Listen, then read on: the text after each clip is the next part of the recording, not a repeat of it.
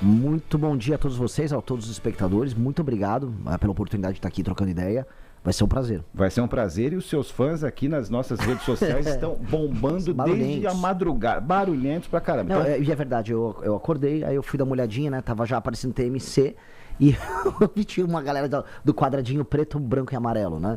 Isso, as cores. Exatamente. Bom, vamos começar então falando desse gap, desse intervalo entre a sua militância do Missão, do MBL, como queira, e o contingente que o colocaria num primeiro turno em posição de relevância ou até num segundo turno. Bom, por enquanto, o que as pesquisas estão dizendo em 2026 até agora? Um dígito. 4, 6, 8 até de Renan Santos nas pesquisas.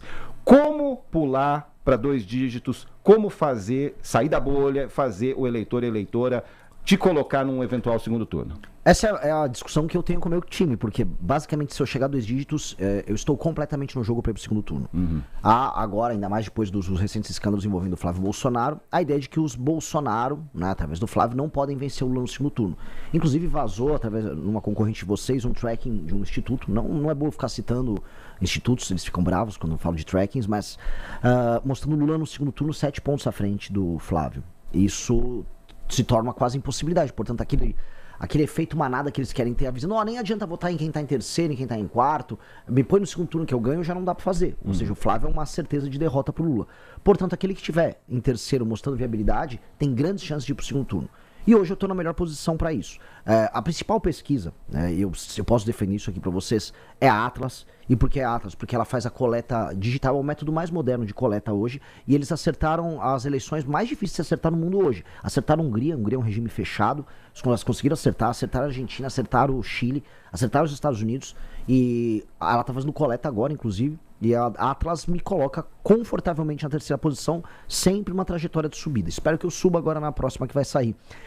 E aí eu conseguindo, e esse é meu plano, até o início das eleições bater 10%, indo até os debates, eu acho que eu começaria a fazer alguma baguncinha para ir para o segundo turno. Participa dos debates. Isso é um compromisso.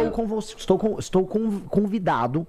Agora, vocês devem ter visto que o nosso querido Flávio não quer que eu vá, né? Você está se colocando aí nos debates, é claro, mas o Flávio Bolsonaro colocou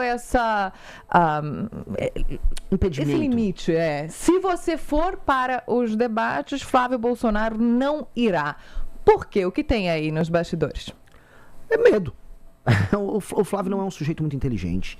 O Flávio tem um histórico muito ruim, né? Enquanto eu estava caminhando a pé até Brasília para derrubar Dilma Rousseff, o Flávio estava fazendo, vamos dizer, vamos colocar aqui, ele estava recebendo doações dos seus próprios funcionários, né, através de um amigo dele, Queiroz. Não tinha nada de errado nisso, apenas eram doações, eles eram muito generosos, davam 80% do salário para ele, e ele cuidava de pegar esse salário em dinheiro, levava para a loja da Copenhagen dele e comprava muitos chocolates ali, e aí a contabilidade era bem administrada nesses termos. Então, é um cara que, assim, tem um histórico muito podre. O que saiu agora recentemente dele mostra uma relação muito próxima dele com o Vorcaro. Ninguém financia um filme B, vamos falar a verdade, aquele filme que estão fazendo do pai dele, um filme B, com 134 milhões, desculpa. Já foi demonstrado que a empresa que recebia o dinheiro, ela comprou uma casa no Texas, curiosamente habitada pelo irmão dele. Então, a gente falar que ele teria condições de me encontrar num debate, realmente é meio viagem, ele não gostaria não. Como é que você avalia essa semana que passou desse ponto de vista? Da história do filme, aquela quarta-feira que chamaram no mercado financeiro de Flávio's Day, daí pra frente a coisa degringolou. Porque tem uma questão muito interessante. Na semana anterior, o governo Lula perdeu 2 pontos importantes no Congresso Nacional. O governo Lula acabou. Na semana seguinte teve a história do filme. A candidatura de Flávio acabou. É isso mesmo ou vem semana e muda tudo de novo? Não, ninguém, né, na política você morre várias vezes, né? É uma arte incrível de nunca sucumbir de verdade. Eu não achava que a derrota do Lula fosse uma derrota que o afetaria em termos eleitorais. Ela teria um efeito político, mostra, vamos dizer, a incapacidade dele controlar um Congresso que está rebelde, uma aliança que foi feita entre Alexandre de Moraes e o Alcolumbre, né, o que já mostra que a própria divisão interna do STF está afetando o Lula. Mas, eleitoralmente, o eleitor do Lula não ia ser afetado por aquilo. Agora, eleitoralmente, vamos dizer, a pessoa que vota no Flávio, uma parte dela, sim. Porque uma coisa é antipetismo, outra coisa é o bolsonarismo. Todo bolsonarista é antipetista, mas nem todo antipetista é bolsonarista. E tem muitas pessoas que se apegam a uma agenda ética. tem muitas pessoas que já estavam assim, eu vou ter que empurrar esse Flávio ladeira acima, né? E aí essas pessoas não querem mais empurrar ele ladeira acima. Então o Flávio, ele teve muitas defecções no eleitorado dele. As próximas pesquisas vão trazer eleitorado urbano, eleitorado feminino e urbano, as pessoas com um pouco mais de escolaridade, essas pessoas vão pular fora do Flávio. E eu vou aproveitar para fazer uma pergunta. Quem é o seu eleitorado? Qual o perfil dos seus eleitores? Bom, eu espero que seja todos os brasileiros, né, todas as pessoas nascidas em território brasileiro aptas a votar. Mas hoje, né, se eu for colocar assim, quem hoje está, vamos dizer, apoiando a pré-candidatura, que hoje está militando, são pessoas mais jovens, especialmente até seus 33, 34 anos, em todo o território nacional. E aí a divisão geográfica é uma primeira coisa que eu consegui quebrar na tal da polarização. Que no fundo, quando a gente fala em polarização no Brasil, a gente está falando muito de um recorte norte-sul. Todo mundo fala de que é ideológico, no fundo é um recorte norte-sul. E eu tenho muitos seguidores no norte e muitos seguidores no sul. Quando eu falo norte, eu incluo o nordeste. E isso é a primeira divisão, a primeira diferença, que a gente invade o eleitorado do Lula e invade o eleitorado dos Bolsonaro. A segunda coisa, o eleitor ele é um pouco mais masculino do que feminino. Foi bem mais masculino antes. Eu estava com uma proporção bem, vamos colocar, desproporcional. Agora está começando a equilibrar, especialmente porque as pessoas que vão começar a me acompanhar a partir dos 30, 35 anos de idade, a taxa de mulheres inclusas nisso aí é bem maior. Então a gente começa a equilibrar isso. Mas seria isso. A gente está falando então de um millennial urbano até esse momento. Mais ou menos. É um zillennial urbano. Zillennial urbano. Por quais caminhos o Renan Santos vai bater na porta dessas pessoas que não fazem parte hoje, maio, né? A partir de hoje, dessa configuração desse perfil? A real, eu não vou mudar nada. Porque a mensagem, se eu apresentar, e eu já fiz esse teste, se eu apresentar a minha mensagem com o rosto de um político conhecido que essa pessoa gosta, ela vai falar, nossa, tá perfeita a mensagem. A questão toda é que as pessoas não me conhecem, eu sou mais desconhecido dentre todos, e há uma questão, as pessoas mais velhas já estão mais apegadas à polarização do que as mais novas. A polarização responde a um modelo de pensar política que todo mundo 40 a mais tem, não só no Brasil, mas no mundo todo. Você tem uma clivagem conservador, progressista, nos Estados Unidos, tinha na Inglaterra, no mundo todo tinha esse desenho. Um desenho que vem muito do lado do período da Guerra Fria. Invadir esse espírito dessa pessoa é demonstrar para ela que, por exemplo, já que se eu for buscar um eleitor que é antipetista, é demonstrar que eu sou antipetista. Hoje ele não acredita, hoje ele acredita, não, Flávio, porque ele é da família do Bolsonaro, ele é o inimigo natural do PT. Só que se eu mostro, assim, com os mais jovens, não, tem o Renan é viável. Aí ele começa a me dar espaço. Eu tenho que crescer com o público que eu tenho, pro mais velho olhar e falar, não, esse cara eu vou dar uma chance. Mas aí tem uma questão que é até tradicional aqui no nosso país. Eu entendo que com o seu discurso disruptivo, você acredite que isso possa ser mudado. Mas o senhor disputa a presidência da República, ou vai disputar, pretende disputar, sem nunca ter exercido um cargo eletivo. O nosso país é complexo, tem crise econômica, crise institucional, pressão institucional. Existe uma necessidade permanente de articulação política. Então, como é que dá para convencer um eleitor que alguém sem experiência prática na política de gestão pública ou de mandato tem preparo para governar o país? Bom, a gente pode começar com um exemplo contrário. A Dilma Rousseff tinha grande experiência política e ela caiu, foi uma péssima governante. A gente pode trazer inúmeros exemplos de boas gestões que foram feitas por pessoas que não tinham experiência e de más gestões por pessoas que tinham experiência. E o contrário também. Não é isso, no fundo, que determina nem o sucesso de uma liderança política, nem o insucesso dela. Se você está cercado de boas lideranças, se você é, em si, uma liderança natural, se você é firme nos seus propósitos, trabalha bastante, a tendência é que você consiga fazer as coisas bem feitas em qualquer área humana. E eu acho que eu farei isso, porque eu já sou um líder político firme há 12 anos, lidero o maior movimento político do Brasil, sou hoje presidente do meu próprio partido. Então, dando um exemplo aqui. Eu estou concorrendo contra Zema, Caiado e Flávio. O Flávio tentou montar um partido político junto com o pai dele. Ele fracassou. Eu não. O Zema foi atacado, após ter uma opinião sobre o Flávio, pelo próprio partido. O partido dele, né, em diversos estados, soltou nota contra ele. Eu não. O meu partido me apoiou, porque eu sou líder. O Caiado não pode pegar um avião, sair de Goiânia e ir pro Rio de Janeiro pra falar, sou candidato ao governo. Ele não é líder de nada, o partido dele, que é do Kassab, tá fazendo campanha pro Lula na maior parte dos estados. Então, né, do que serviu a experiência deles? Se o básico do básico do básico é entrar numa guerra com o exército, eles não têm. Então, a experiência administrativa acaba sendo condicionada à experiência política e à sua capacidade de ser líder. E nesse sentido eu estou alguns passos na frente de todos eles. Excelente referência que você trouxe, Renan, a questão da Dilma Rousseff, porque a Dilma Rousseff, ela é eleita, endeusada, inclusive, por parte do empresariado brasileiro, numa grande onda positiva do petismo, mas ela acaba caindo. E muito se diz, né, que ela cai por quê? Porque ela não consegue viver o dia a dia do nosso presidencialismo de coalizão, que é essa relação muito peculiar, para não falar outra coisa, da presidência da República com o Congresso Nacional. Qual que é a sua visão, qual que é a visão do Missão a respeito disso? Bom, esse aqui para mim é o tema mais importante do Brasil. E quem resolver isso, e não é só resolver ter governabilidade, é resolver os instrumentos que fazem com que um grupo de bandidos sem nenhum interesse nacional estejam o tempo todo compondo e mandando nos governos. Quem resolver isso, resolve o Brasil. Tá? Então, eu tenho um livro publicado agora, o livro amarelo, que é o livro de propostas do partido, em que a gente traz o que a gente chama de lei de responsabilidade gerencial. E se eu puder me estender um pouquinho mais nessa resposta, é bem importante, porque para entender isso, a gente tem um modelo no Brasil, que é o tal do presidencialismo de coalizão, que faz com que o presidente da República, mesmo vencendo a eleição, ele é obrigado a ganhar uma segunda eleição, que é a composição do governo. Em países parlamentaristas, ao formar um primeiro-ministro, você consegue já ter a maioria, porque você só é primeiro-ministro da maioria no parlamento. No nosso modelo não, é um modelo esquizofrênico, maluco, que um presidente tenha, vamos dizer, 50% mais um dos votos, e não obstante, ele não consegue governar. Então, um modelo que não é funcional, é um dos modelos mais estúpidos que tem. E do outro lado, nós temos uma coisa que é bem brasileira, tipo uma jabuticaba, que é o centrão, que é o político que é eleito comprando votos eleitores. E sim, assim, não é um exagero que eu tô falando, o voto é comprado e a compra acontece ou no momento da eleição ou durante o mandato do político, e com base nisso ele precisa o tempo todo ter um caixa 2, uma operação de dinheiro que fique rodando para ele ficar municiando a troca de favores dele com o eleitor, com seus prefeitos e vereadores. E aí esse deputado federal, que não tem compromisso com nenhum tipo de ideia, com nenhum tipo de visão de Brasil, ele fica apenas colocando uma faca no pescoço do presidente em questão para aderir ao governo mediante troca de favores. Este é o grande problema, que a Dilma não soube lidar, que na verdade ninguém sabe lidar. Muita gente tenta resolver isso aqui no topo.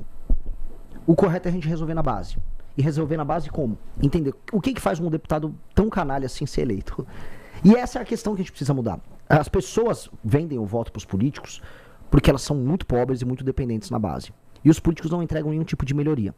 E mais, hoje um prefeito é apenas um instrumento de, vamos dizer, de guarda das emendas que são enviadas pelo deputado. Nós vamos inverter a pirâmide. E qual é a ideia? Nós vamos fazer os prefeitos, para receber qualquer emenda e para receber inclusive o fundo de participação dos municípios, o FPM, terem que ter desempenhos indicadores. Assim, por exemplo, se eu não aumentar a taxa de cobertura de esgoto, se não aumentar o ranking do SAEB, se não melhorar a fila nas suas UBSs, você não recebe dinheiro. Vai um comissário do governo federal e não recebe dinheiro. Então, para obrigar eles. Se o prefeito não cumpre as metas, o prefeito fica inelegível.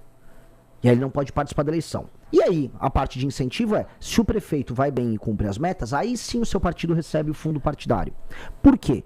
Eu retiro do deputado todo o poder que ele tem em determinar um sucesso ou um fracasso de um prefeito, baseado no critério de que o deputado apenas quer do prefeito que ele obtenha votos para ele. Mas isso não abriria espaço para uma judicialização? Porque tem as questões constitucionais, o dinheiro da saúde, o dinheiro da educação. Até antes, né? Não, mas...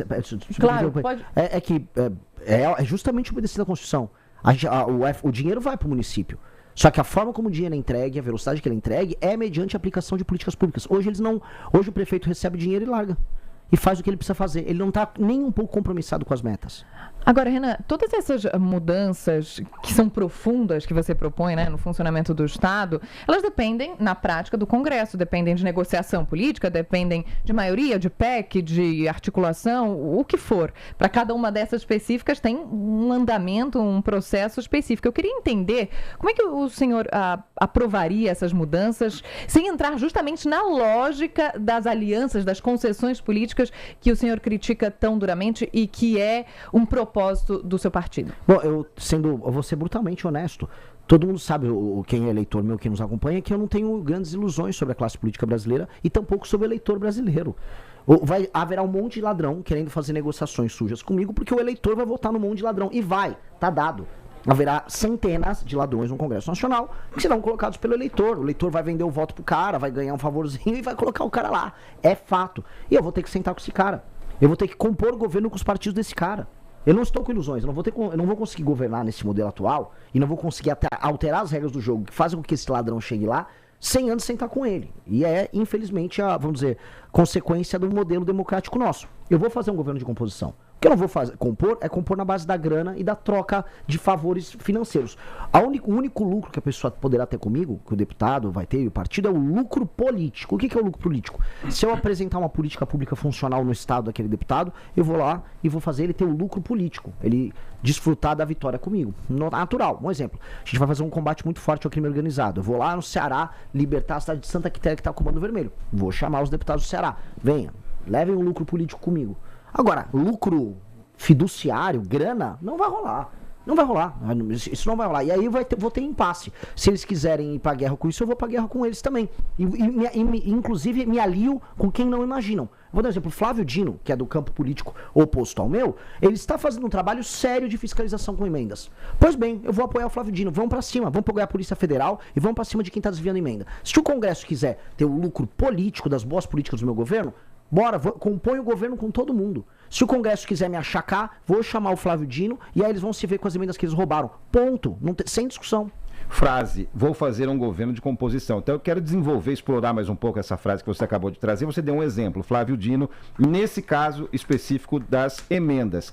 Quem você enxerga hoje, nomes e legendas, que poderia, em alguns aspectos determinados, fazer parte de um governo de composição do Missão a partir de 2027. Por exemplo, Tereza Cristina, ela é de um partido Centrão. Não teria problema nenhum em ter uma Tereza Cristina, que é de um partido Centrão, participando no governo meu. O ex-governador do Espírito Santo, Paulo Artung, foi um governador sério, de partido Centrão, não teria problema nenhum de ter uma composição com ele. Esses partidos do Centrão, eles são compostos na sua maioria por tralha, por porcaria. Mas há quadros bons pontualmente. Eu toparei, você quer participar comigo, PP, partido do Ciro Nogueira? Só não quero o Ciro Nogueira, por favor. Agora, tem alguém interessante aí? Me dá, não tem problema nenhum. A composição terá que ser feita, infelizmente. Ela é condicionada ao quê? O programa é nosso. Porque o que nos elegeu foi o programa. Então eles vão executar o meu programa, que é o programa que venceu nas urnas. 2. Vai tocar o meu programa? Tá, não haverá negócio, não haverá porteira fechada pra nada. Porque a gente sabe muito bem, por exemplo, que como é que funciona esse jogo? Um cara pede um ministério e ele acha que o ministério é um feudo em que ele fará negócios. E é ali que surge a grande corrupção. O ministério, ele tem autarquias ligadas a ele vai ter empresas públicas ligadas a ele tem orçamento, ele consegue administrar eventualmente o envio de um recurso pra uma área aqui, outra ali. E é ali que vai rolando a roubalheira. Não vai rolar. As empresas públicas, as autarquias, as políticas públicas, elas vão ser tocadas por técnicos nossos e o partido que vai compor, ele vai compor aquele governo baseado na ideia de que ele vai ter o lucro político conosco. Só isso. Ponto. Queria aproveitar que o senhor falou sobre segurança pública ou insegurança. Há uma expectativa de que o nome para vice venha, né, de alguém mais combativo nesse sentido? Já tem alguma definição? Depois eu queria me aprofundar um pouco mais nas propostas em relação à segurança, ao combate às facções também. Olha, tem umas ideias nessa linha sim, tá? Não sei como é que você soube. Tem umas pessoas que eu tô conversando, mas ainda não posso revelar a minha fofoca aqui. Mas são pessoas ligadas à segurança? Tem 2 pessoas muito seu importantes partido? nessa. Não posso contar. Mas teria que ser do seu partido pela lógica. Quem disse? Pela lógica da nossa conversa. Agora em terceiro tem outros partidos vindo conversar. Não sou mais tão feio no baile. Eu estou sozinho. Mas aí já aceita, dependendo. Dependendo, eu aceito. Dependendo da qualidade da pessoa. Eu volto a falar, quando eu fiz o impeachment da Dilma Rousseff, eu tive que conversar com todo mundo. Eu não tenho problema em conversar com ninguém. O fato o Renan é antissistema, o que significa? Eu vou botar fogo, jogar lá no Palácio do Planalto e botar fogo nele? Não vou. Eu vou fazer um governo revolucionário. Eu sou um reformador. E eu fico feliz se pessoas de outros partidos aderirem ao meu projeto. O que eu vou fazer é aderir ao projeto dos outros. Virar um presidente que não tem rumo, que como todos esses últimos. Que basicamente, se for explicar qual é o tema do governo do Lula, qual é o tema do governo do Bolsonaro, ninguém sabe dizer. Não há uma linha. O nosso teria uma linha. E esses nomes são nomes mais conhecidos? Não posso entregar fofoca agora. Mas é para isso que a gente está aqui. Então aí estrago minhas negociações, assim, mas o que eu posso falar para vocês já que você foi a primeira a depreender, começar a deduzir isso, me convidem novamente que aí eu trago a informação no momento certo. Tá certo. Aqui no programa, nem então vai ser em primeira mão aqui. Tragarei em primeira mão para vocês. Atenção, redes sociais, atenção Seus fortes. fãs estão aqui. Atenção fãs. Meus fãs estão testemunhando. Tem alguns aí já? Não, estão todos aqui, ó. Ótimo. Pode ver. Um abraço para eles. Então, já que a gente não pode falar de nomes, vamos falar então de linha. Qual que é a linha na gaveta segurança pública da sua proposta? Imposição da lei e da ordem num país que optou pelo caos nos últimos 30 anos. Houve uma opção política do Brasil pelo caos. E essa opção se deu como uma espécie de um trauma que a gente teve das violações de direitos humanos no período da ditadura militar. A gente teve um período em que houve violações, portanto, não só o legislador, mas a academia na área de direito. Eu fiz faculdade de direito lá na USP, na Sanfran, então tem toda a coisa dos direitos humanos, violações, aquilo gerou um trauma. E aquele trauma, não só na cabeça do legislador, mas nos juízes e nos aplicadores do direito, fez com que a aplicação dura das punições fosse feita com muitas ressalvas, com muito medo. Mas o Renan Santos não nega, né? Não nega que houve, porque há quem diga que não houve. Não nego. Pelo amor de Deus, não nego. Não sou terraplanista. O que eu sei é o seguinte, o trauma não pode fundamentar a formulação de novas políticas públicas. Eu não tenho nada a ver com o período da ditadura, entendeu? Eu não torturei ninguém, não tenho nada a ver, não estava no DOPS. Então, o que eu tenho que fazer eu sei que existem facções criminosas, eu sei que existem facções que fazem ocupação territorial no Brasil, eu sei que todos os dias dezenas de brasileiros são mortos em disputas por essas facções, e eu quero acabar com isso. E eu tenho que estabelecer a autoridade do território do Estado brasileiro sobre seu próprio território. Isso é premissa de um presidente da República. Aquele que não faz isso está em descumprimento da sua função constitucional. Não só o presidente, mas o governador. Isso, ponto. Para isso, a gente tem que adaptar um código penal que é dos anos 40. Não existia facção criminosa nos anos 40. As nossas leis de execução penal também são muito antigas. Então a gente tem que aumentar as penas, especialmente para crimes violentos. Nós temos que diminuir a quantidade de prerrogativas que certos criminosos têm, como por exemplo a ideia de progressão penal, as saidinhas. Benefícios. Todos esses benefícios. Dosimetria. Exato. E todos eles têm que cumprir as suas penas de maneira integral. Não há progressão de pena para uma pessoa que pegou uma arma e colocou na cabeça de alguém. Até porque aqui no Brasil a gente naturalizou tanta violência que a gente considera às vezes natural. Não, ele apontou uma arma para mim, roubou o celular, mas ele não atirou. Então tá tudo bem. Num país sério, aquele cara pega 30 anos só porque apontou uma arma. Ele virou um juiz da tua vida, ele decide se vive ou morre. Então, aumento de penas e aplicação de um conceito que já passou até a legislação agora, similar a ele, que é a aplicação do direito penal do inimigo, que estabelece um status especial para membros de facções criminosas, qualificado como inimigo, em que certas prerrogativas deles são reduzidas, eles passam a ter presunção de culpa e não presunção de inocência, e aí o Estado pode ir para cima para destruir eles, que é o que eu quero fazer. Eu quero em 1 ano eliminar as ocupações territoriais no Brasil. Ocupação territorial no Brasil, o presidente da República tem que derrubar em 1 ano. Não pode existir bairro ou cidade no Brasil tomada por facção. Morro, comunidade, Porto Santos, fronteira. Para isso o senhor precisaria da colaboração de governadores, prefeitos. Mas a beleza de ser presidente é assim, se ele não quiser colaborar, eu boto um estado de defesa no estado dele e eu faço com a polícia. Que é o meu problema com o governador do Ceará, que me processou. Quer colaborar, mano? Vamos colaborar, né? Não quer colaborar? Fica tranquilo, eu boto um estado de defesa, eu assumo o comando da polícia ali junto com as Forças Armadas e eu destruo. Eu vou fazer em colaboração. Quem não quiser colaborar, eu faço em colaboração. Agora, eu queria entrar em um ponto específico da violência, já que o senhor disse que está enfrentando uma certa dificuldade ou estava com o público feminino, eu queria saber se o senhor vai conseguir responder uma pergunta que está difícil para pré-candidatos, seja a qual cargo for, responderem de forma muito específica, que é violência contra a mulher. Com esse recorde de casos que nós enfrentamos, há uma confusão em relação ao que precisa ser feito. É a conscientização, é claro que a conscientização ela é ultra necessária, é o que vai acabar com a violência contra a mulher a longo prazo, talvez nas próximas gerações. Posso fazer uma Hoje, pergunta? Claro. Que a conscientização acabaria com a violência? Então, quando você ou quando você melhora a educação e a conscientização sobre como os homens ou meninos têm que tratar, encarar as relações, toda essa estrutura patriarcal, você evita episódios de violência. Essa pergunta tem uma resposta já. Se eu estou entendendo Eu bem. acho que não, viu? O que muda é lógico. Assim, o que uma lógica punitivista. É óbvio. O que para uma pessoa violenta é a força maior. Mas são duas coisas que andam em paralelo, não? Elas podem entrar em paralelo, mas a pessoa que comete o crime violento no Brasil, em geral, é uma pessoa que tem a certeza da impunidade. A certeza da impunidade faz haver o cometimento do crime. Independentemente da conscientização dela ou não. Independente da conscientização. Lugares que tem, vamos dizer, culturas mais machistas, vamos pegar alguns países do mundo árabe. Eles apresentam um número menor de violência como um todo do que o Brasil. Que pode ser menos machista do que um país, vamos dizer, altamente islâmico. Ou uma cultura altamente hierarquizada, patriarcal como a Índia. Quem tem mais crimes violentos, o Brasil ou a Índia? Por mais que eles tenham muitos crimes horríveis contra mulheres na Índia. Ser turista mulher na Índia é um horror. É um horror, não dá pra pisar lá sozinha. O Brasil é mais violento. Então, mas a minha pergunta era justamente essa. Tem muita gente que defende a conscientização e a educação, e isso é algo que vem a longo prazo. Agora, a curto prazo, o que pode ser feito especificamente para esses crimes? Porque, de certa forma, eles estão englobados ali na violência, de forma geral. Mas são crimes muito específicos. Eu gosto muito de deixar a coisa bem precisa, porque o número de homicídios, homicídios contra a mulher diminuiu. O número de homicídios. A gente está falando de uma estatística nova, de um novo tipo penal que foi criado, que é o feminicídio, que é falando, um crime por uma violência doméstica e tal. E agora ele está sendo listado como parte de um tipo penal novo. E aí você está vendo os casos. E existem casos horríveis que estão acontecendo, a gente assistiu nos últimos meses, casos bizarros. O que tem que ter?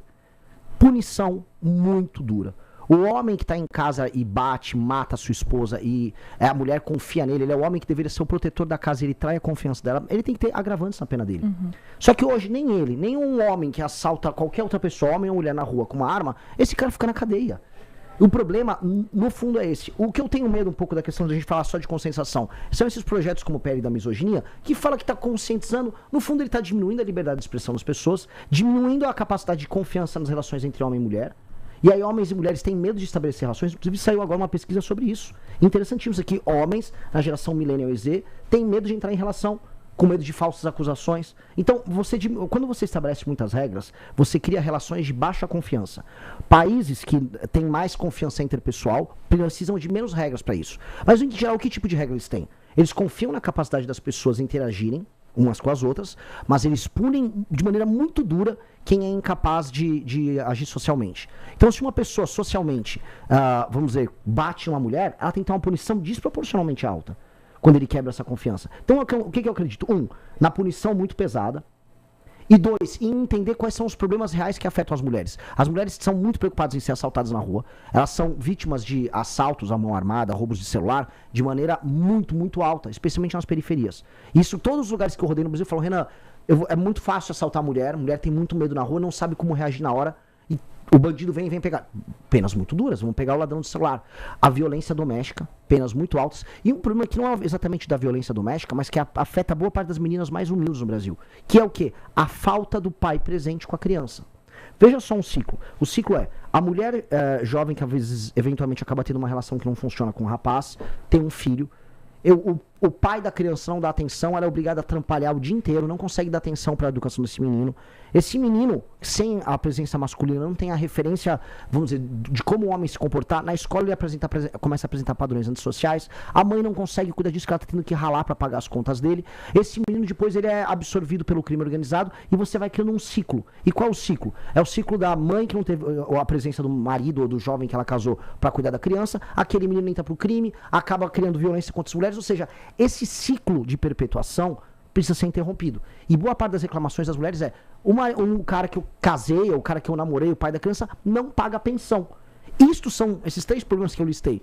A menina que fica fora tendo que trabalhar, que gostaria de ter um colégio em tempo integral, uma boa merenda. O pai pagando a pensão e a violência contra ela. Esses são os 3 temas que mais preocupam as mulheres. Eu acho que esses temas eles precisam ser tratados, eles são fáceis de ser direcionados. Quando eu levo isso para um campo de conscientizar, como a ideia do PL da misoginia, eu estou resolvendo assim abstrações. Eu estou num castelo, no ar, voando, enquanto problemas reais estão acontecendo. Eu entendi o seu raciocínio, Renan, mas você dá a entender que esse ciclo é obrigatório. Pode não ser, esse ciclo... Não, nunca é obrigatório. Nunca é até minoritário. Mas a incidência é maior com pessoas mais humildes. Perfeito. E a falta de referência que uma mãe... Vamos colocar aqui, usar essa expressão mesmo. Uma mãe solteira então ela não pode ser uma referência positiva. Deixa eu só Não, entender não isso. foi isso que eu falei. Tá certo, não, só para entender isso. Não, o que eu tô falando é o seguinte, nos lugares mais humildes, essa moça que acaba tendo uma relação que não funciona, a maior reclamação dela é o pai da criança que não paga a pensão e não está presente. Perfeito. E o que as estatísticas mostram? Que a não presença do pai tem um dano para ela, para a criança e para a sociedade colossal. Porque aquele menino ele apresenta notas piores nas escolas e a chance desse menino cair no crime organizado ou cometer delitos é maior do que o menino que teve a presença paterna. Por exemplo, portanto, o maior dano à vida dessa mulher jovem que teve uma criança, que em geral vai estar mais presente nas periferias, nas cidades menores, é a ausência e o desinteresse masculino no filho que ele teve. E este é um problema que nós precisamos endereçar. Esse é um dos maiores problemas brasileiros, as pessoas têm vergonha de falar dele. E esse é o maior problema que atinge as mulheres no geral. Esse é um problema gigantesco, porque é uma mulher que tá ralando, tá trabalhando, tá pegando um ônibus, vai pagar as contas da criança, não conta com o suporte masculino e acaba sofrendo as consequências desse problema. Agora eu queria falar um pouco sobre esses últimos 12 anos dos seus e do MBL. O senhor já disse que o Lula voltou ao poder depois de erros dos Bolsonaro, de família Bolsonaro, do Jair Bolsonaro, mas o MBL ajudou diretamente a construir o bolsonarismo lá atrás. Qual a sua responsabilidade nisso e o que o senhor faria diferente nesses últimos anos? É muito difícil, porque se me perguntasse em 2016 se eu estava errando na forma como eu estava enfrentando o PT, à época eu não tinha ideia, porque era tudo muito novo pra gente. O MBL inaugurou a política de redes sociais no Brasil. A gente não sabia que aquilo ia dar na vitória do Bolsonaro. Mas hoje, o senhor acha que errou? Não, é que eu não consigo imaginar que eu errei se eu imaginar que eu não teria outra categoria de pensamento à época. Eu não conseguia pensar assim, nossa, o que eu tô fazendo aqui vai gerar um Bolsonaro. Um exemplo. As pessoas iam nas ruas, nas manifestações que eu chamava em 2016, falar que a gente não tem bandido de estimação, quem tem é o PT. Ora. Anos depois, boa parte daquelas pessoas que estavam comigo nas ruas na Paulista estão aqui falando, não, mas o Flávio só tá fazendo um filme. Aquelas pessoas se tornaram tudo aquilo que elas criticavam. À época eu não tinha ideia de que isso fosse acontecer. Eu achei que a gente tá tendo uma revolução de cidadania. As pessoas estavam, nossa, as pessoas acordaram o problema brasileiro. Isso é genial. Eu era um bobo. Eu tinha como saber que isso ia acontecer? Não, talvez eu fui bobo. Vamos botar assim, eu fui bobo. Agora, na hora, não dava pra imaginar. As pessoas, a gente tava passando por um fenômeno que era parecido naquela época com uma Revolução Francesa, que era a Operação Lava Jato. Corta a cabeça desse político, corta daquele agora, corta. Então tava um lance de cortar cabeças. E como é que a gente saiu de um lance de corta a cabeça pra hoje mantém a cabeça mesmo quando ela precisa ser cortada? Que é o caso, por exemplo, de todos os escândalos de corrupção à direita que envolve a família Bolsonaro. Se há um escândalo, virar um eleitor bolsonarista, mas o Lula deve ter feito pior. É isso que virou. Então, realmente eu não tinha ideia. Renan, temos 34 minutos de conversa. Fica o compromisso, aliás, que você já colocou aqui, de você voltar, porque faltou falar de um monte de coisa, planos econômicos, como é que vai ser o seu governo. Avisa lá sua turma das redes sociais, então, que você vai voltar aqui. Aliás, por falar em redes sociais, a íntegra dessa entrevista vai estar daqui a pouquinho no YouTube, os cortes nas nossas redes sociais também, e fica aqui o agradecimento pela sua visita aqui, Renan Santos. E também o reforço da sua promessa. Nome de vice será aqui, pode ser em off, a gente pode ir conversando até lá. A gente no corredor, aqui no café. Exatamente, mas será aqui na TMC. Muito obrigada, agora espaço para as suas considerações finais. Apenas agradecer, foi muito legal o bate-papo e, por favor, me convidem mais. Eu adoro a região que a TMC está instalada. Tenho boas aventuras, boas diversões quando era mais novo. Meus pós-balada na padaria lá, Dona Deola ali. Tá certo.